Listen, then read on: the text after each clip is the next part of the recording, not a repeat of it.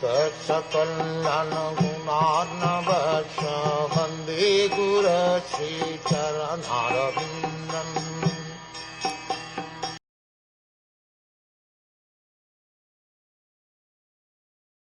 Egoism in the mode of passion produces two kinds of senses, the senses for acquiring knowledge and the senses of action. The senses of action depend on the vital energy, and the senses for acquiring knowledge depend on intelligence.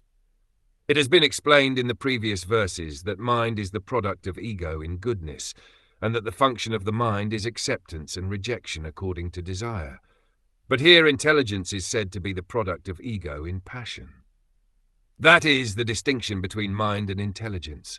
Mind is a product of egoism in goodness, and intelligence is a product of egoism in passion. The desire to accept something and reject something is a very important factor of the mind. Since mind is a product of the mode of goodness, if it is fixed upon the Lord of the mind, Anirudh, then the mind can be changed to Krishna consciousness. It is stated by Narottam Das Thakur that we always have desires. Desire cannot be stopped, but if we transfer our desires to please the Supreme Personality of Godhead, that is the perfection of life. As soon as the desire is transferred to lording it over material nature, it becomes contaminated by matter. Desire has to be purified. In the beginning, this purification process has to be carried out by the order of the spiritual master, since the spiritual master knows how the disciple's desires can be transformed into Krishna consciousness. As far as intelligence is concerned, it is clearly stated here that it is a product of egoism in passion. By practice, one comes to the point of the mode of goodness, and by surrendering or fixing the mind upon the Supreme Personality of Godhead, one becomes a very great personality, or Mahatma. In Bhagavad Gita, it is clearly said, "Sa Mahatma Sudalabha," such a great soul is very rare. In this verse it is clear that both kinds of senses, the senses for acquiring knowledge and the senses for action, are products of egoism in the mode of passion. And because the sense organs for activity and for acquiring knowledge require energy, the vital energy, or life energy, is also produced by egoism in the mode of passion. We can actually see, therefore, that those who are very passionate can improve in material acquisition very quickly. It is recommended in the Vedic scriptures that if one wants to encourage a person in acquiring material possessions, one should also encourage him in sex life. We naturally find that those who are addicted to sex life are also materially advanced, because sex life or passionate life is the impetus for the material advancement of civilization. For those who want to make spiritual advancement, there is almost no existence of the mode of passion. Only the mode of goodness is prominent. We find that those who engage in Krishna consciousness are materially poor, but one who has eyes can see who is the greater. Although he appears to be materially poor, a person in Krishna consciousness is not actually a poor man, but the person who has no taste for Krishna consciousness and appears to be very happy with material possessions is actually poor. Persons infatuated by material consciousness are very intelligent in discovering things for material comforts, but they have no access to understanding the spirit soul and spiritual life. Therefore, if anyone wants to advance in spiritual life, he has to come back to the platform of purified desire, the purified desire for devotional service. As stated in the Narad Pancharatra, engagement in the service of the Lord when the senses are purified in Krishna consciousness is called pure devotion. When egoism in ignorance is agitated by the sex energy of the Supreme Personality of Godhead, the subtle element sound is manifested, and from sound come the ethereal sky and the sense of hearing. It appears from this verse that all the objects of our sense gratification are the products of egoism in ignorance. It is understood from this verse that by agitation of the element of egoism in ignorance, the first thing produced was sound, which is the subtle form of ether. It is stated also in the Vedanta Sutra that sound is the origin of all objects of material possession, and that by sound one can also dissolve this material existence. Anavritti Shabdat means liberation by sound. The entire material manifestation began from sound, and sound can also end material entanglement if it has a particular potency. The particular sound capable of doing this is the transcendental vibration Hare Krishna. Our entanglement in material affairs has begun from material sound. Now we must purify that sound in spiritual understanding. There is sound in the spiritual world also. If we approach that sound, then our spiritual life begins, and the other requirements for spiritual advancement can be supplied. We have to understand very clearly that sound is the beginning of the creation of all material objects for our sense gratification. Similarly, if sound is purified, our spiritual necessities also are produced from sound. Here it is said that from sound the ether became manifested, and that the air became manifested from ether. How the ethereal sky comes from sound, how the air comes from sky, and how fire comes from air will be explained later on. Sound is the cause of the sky, and sky is the cause of Shrotram, the ear. The ear is the first sense for receiving knowledge. One must give oral reception to any knowledge one wants to receive, either material or spiritual. Therefore, Shrotram is very important. The Vedic knowledge is called Shruti. Knowledge has to be received by hearing. By hearing only can we have access to either material or spiritual enjoyment. In the material world, we manufacture many things for our material comfort simply by hearing.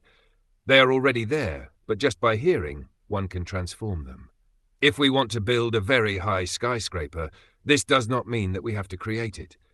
The materials for the skyscraper, wood, metal, earth, etc., are already there, but we make our intimate relationship with those already created material elements by hearing how to utilize them. Modern economic advancement for creation is also a product of hearing. And similarly, one can create a favorable field of spiritual activities by hearing from the right source. Arjuna was a gross materialist in the bodily conception of life and was suffering from the bodily concept very acutely. But simply by hearing, Arjuna became a spiritualized Krishna-conscious person. Hearing is very important, and that hearing is produced from the sky. By hearing only can we make proper use of that which already exists. The principle of hearing to properly utilize preconceived materials is applicable to spiritual paraphernalia as well. We must hear from the proper spiritual source. Persons who are learned and who have true knowledge define sound as that which conveys the idea of an object, indicates the presence of a speaker screened from our view, and constitutes the subtle form of ether. It is very clear herein that as soon as we speak of hearing, there must be a speaker. Without a speaker, there is no question of hearing. Therefore, the Vedic knowledge, which is known as Shruti, or that which is received by hearing, is also called Apaurushaya. Apaurushaya means not spoken by any person materially created. It is stated in the beginning of Srimad Bhagavatam, Tene Brahma Hrida. The sound of Brahman, or Veda, was first impregnated into the heart of Brahma, the original learned man, Adi Kavai. How did he become learned? Whenever there is learning, there must be a speaker and the process of hearing. But Brahma was the first created being. Who spoke to him? Since no one was there who was the spiritual master to give knowledge, he was the only living creature. Therefore, the Vedic knowledge was imparted within his heart by the Supreme Personality of Godhead, who is seated within everyone as Paramatma. Vedic knowledge is understood to be spoken by the Supreme Lord, and therefore it is free from the defects of material understanding.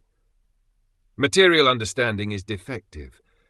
If we hear something from a conditioned soul, it is full of defects. All material and mundane information is tainted by illusion, error, cheating and imperfection of the senses. Because Vedic knowledge was imparted by the Supreme Lord, who is transcendental to material creation, it is perfect. If we receive that Vedic knowledge from Brahma in disciplic succession, then we receive perfect knowledge. Every word we hear has a meaning behind it. As soon as we hear the word water, there is a substance, water, behind the word. Similarly, as soon as we hear the word God, there is a meaning to it. If we receive that meaning and explanation of God from God himself, then it is perfect. But if we speculate about the meaning of God, it is imperfect. Bhagavad Gita, which is the science of God, is spoken by the personality of Godhead himself. This is perfect knowledge. Mental speculators or so-called philosophers who are researching what is actually God will never understand the nature of God. The science of God has to be understood in disciplic succession from Brahma, who was first instructed about knowledge of God by God himself. We can understand the knowledge of God by hearing Bhagavad Gita from a person authorized in the disciplic succession. When we speak of seeing, there must be form. By our sense perception, the beginning experience is the sky. Sky is the beginning of form, and from the sky, other forms emanate. The objects of knowledge and sense perception begin, therefore, from the sky. The activities and characteristics of the ethereal element can be observed as accommodation for the room for the external and internal existences of all living entities, namely the field of activities of the vital air, the senses and the mind. The mind, the senses and the vital force or living entity have forms, although they are not visible to the naked eye. Form rests in subtle existence in the sky, and internally it is perceived as the veins within the body and the circulation of the vital air. Externally, there are invisible forms of sense objects. The production of the invisible sense objects is the external activity of the ethereal element, and the circulation of vital air and blood is its internal activity. That subtle forms exist in the ether has been proven by modern science by transmission of television, by which forms or photographs of one place are transmitted to another place by the action of the ethereal element. That is very nicely explained here. This verse is the potential basis of great scientific research work, for it explains how subtle forms are generated from the ethereal element, what their characteristics and actions are, and how the tangible elements, namely air, fire, water and earth, are manifested from the subtle form. Mental activities, or psychological actions of thinking, feeling and willing, are also activities on the platform of ethereal existence. The statement in Bhagavad Gita that the mental situation at the time of death is the basis of the next birth is also corroborated in this verse. Mental existence transforms into tangible form as soon as there is an opportunity due to contamination or development of the gross elements from subtle form. From ethereal existence, which evolves from sound, the next transformation takes place under the impulse of time, and thus the subtle element touch and thence the air and sense of touch become prominent. In the course of time, when the subtle forms are transformed into gross forms, they become the objects of touch. The objects of touch and the tactile sense also develop after this evolution in time. Sound is the first sense object to exhibit material existence, and from the perception of sound, touch perception evolves, and from touch perception the perception of sight. That is the way of the gradual evolution of our perceptive objects.